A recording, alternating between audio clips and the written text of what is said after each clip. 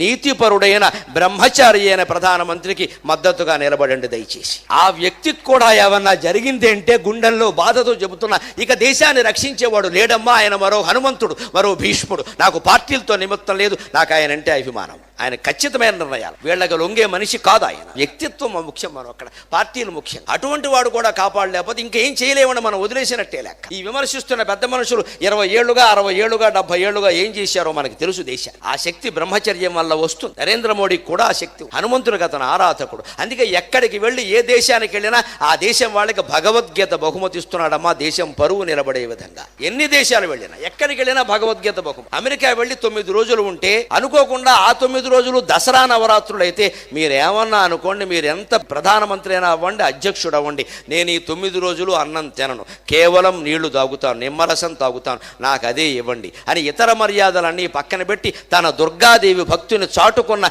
ఏకైక లౌకికవాది, ఏకైక భారతీయుడు నరేంద్ర మోదీ. హిందువై పుట్టడం పాపం అయిపోయిందండి ఈ దేశంలో. మిగిలిన మతాల వాళ్ళందరూ లౌకికవాదులే, హిందువులు ఒక్కళ్లే మతతత్వం మూర్తీభవించిన. హిందువులకి ఈ దేశంలో కూడా గౌరవం దక్కకపోతే విదేశాల్లో ఎక్కడి నుంచి దక్కుతుంది? రామాయణం చదివినవాడు, సుందరకాండ చదివినవాడు, హనుమంతుడిని ప్రేరణగా తీసుకున్నవాడు. కాబట్టే ఉగ్రవాదుల పట్ల ఎలా ఉండాలో అలాగే ఖచ్చితంగా చెబుతున్నాడు. నిన్న కూడా చెప్పాడు, నట్లు బోల్ట్లు బిగుస్తున్నాయి, అందుకే జరుగుతోంది, కంగారు పడకండి అన్నాడు.